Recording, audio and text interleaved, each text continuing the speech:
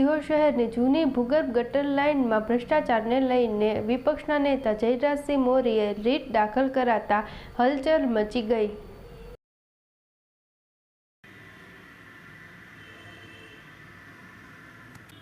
આપણો પરિચય। હું વિરલ પંડ્યા, સામાજિક કાર્યકર, અને આપણા તરફથી જે કંઈ બનતો ગામને ફાયદો થાય એ પ્રકારનું આપણે કામ કરીએ છીએ શિહોર નગરપાલિકામાંથી કોઈ પણ જગ્યાએ। હવે વર્ષ 2015માં પૂર્ણ થયેલી, એટલે કહેવાય છે કે પૂર્ણ થયેલી ભૂગર્ભ ગટર યોજના શિહોરમાં અમલમાં આવી એવું કહે છે, પણ શિહોર નગરપાલિકા ખુદ સર્વાનુમતે એના સભ્યો અને ચીફ ઓફિસર બધા સ્વીકારે છે કે એમાં બહુ મોટા પાયે ભ્રષ્ટાચાર થયેલો છે। આના આધાર અને પુરાવા રૂપે ચીફ ઓફિસર સાહેબે વિજિલન્સ કમિશનર શ્રીને એક પત્ર લખ્યો હતો અને એ 2019માં લખ્યો હતો કે આ બાબતમાં આટલી ખામીઓ છે, મારી પાસે લેખિતમાં છે કે આટલી ખામીઓ છે, તો તમે આમાં તપાસ કરી અને જે કોઈ દોષી હોય એને તમે સજા કરો અને જે વ્યવસ્થિત થાય એ કરો।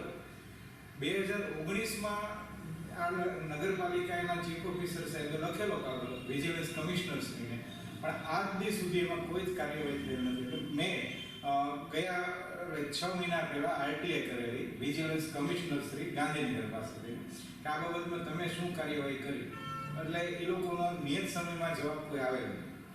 પછી જે જવાબ આપ્યો એણે એવું કીધું કે અમારી પાસેથી જવાબ અપેક્ષિત નથી।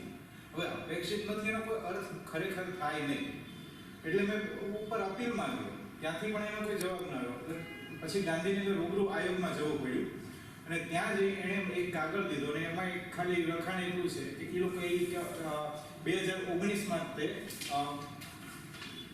અર્બન ડેવલપમેન્ટ હાઉસિંગ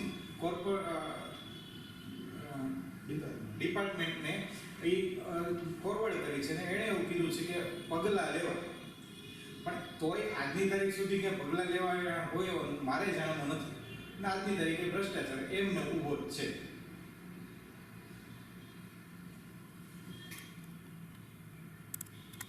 સાહેબ, આપનો પરિચય સાથે। જયરાજસિંહ મોરી, વિપક્ષ નેતા, સિહોર નગરપાલિકા।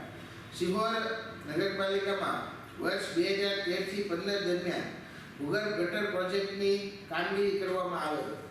હવે આ જે પ્રોજેક્ટ છે એ ત્યાં સમગ્ર સિહોર જાણે છે કે એમાં ખૂબ મોટા પ્રમાણમાં ભ્રષ્ટાચાર થયો છે અને જે આશરે 47 કરોડ રૂપિયા જેટલી માતબાર રકમ આવેલ હોવા છતાં સિહોર શહેરને એ યોજનાનો કોઈ લાભ મળ્યો નથી। અને આ અંગે ભૂતકાળમાં સિહોર નગરપાલિકાની સામાન્ય સભામાં ઠરાવ નંબર 56 તારીખ 13/2/2019માં સર્વાનુમતે ઠરાવ પસાર કરી વિજિલન્સ તપાસની માગણી કરવામાં આવેલી હતી।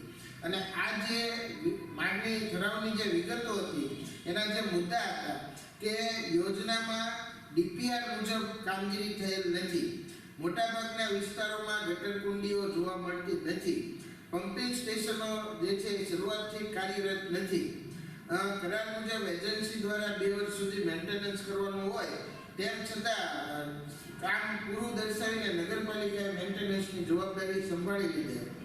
શહેરના ગટરના સંપૂર્ણ નિકાલ માટે એક્સપ્રેસ લાઇન નાખવામાં આવેલ નથી અને સુએજ ટ્રીટમેન્ટ પ્લાન્ટ સુધી પણ આ પાણી પહોંચતું નથી। આ જે છે એ ઠરાવમાં મુદ્દાઓ હતા અને આ જે મુદ્દાઓ છે એ માટે વિજિલન્સ તપાસની સર્વાનુમતે માગણી કરવામાં આવેલ હતી।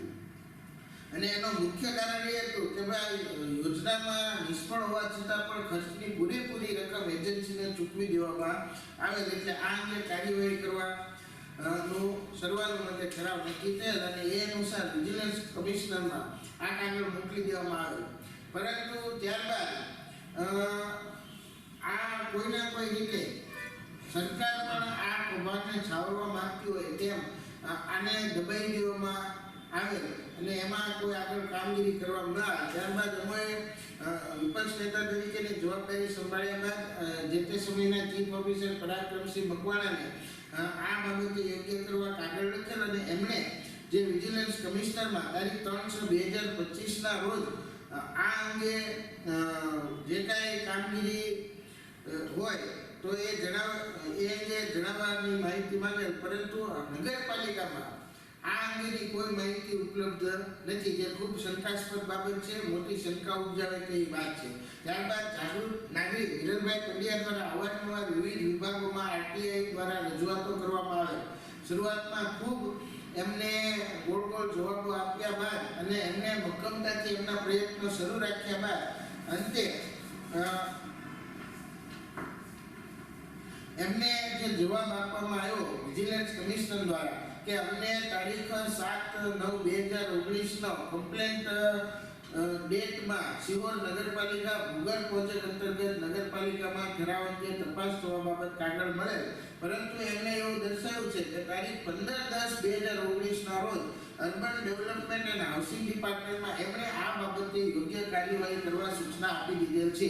એટલે કે આજથી 6 વર્ષ જેટલો સમય વીતી ગયા ત્યારની એમણે સૂચના આપેલ હોવા છતાં આ દિશામાં કોઈ કામગીરી ન જણાતા આજરોજ અમે અર્બન ડેવલપમેન્ટ ઓફ હાઉસિંગ ડિપાર્ટમેન્ટમાં આરટીઆઈ કરીને માંગણી માંગી છે કે આ બાબતે જે વિજિલન્સ કમિશનરનો જે કાગળ છે એ બાબતે તમારા દ્વારા જે કાંઈ પણ કાર્યવાહી કરવામાં આવી હોય એની અમને પૂરતી માહિતી આપવામાં આવે એ અંગેનો અમે આજરોજ આરટીઆઈ દ્વારા માહિતી માંગી છે.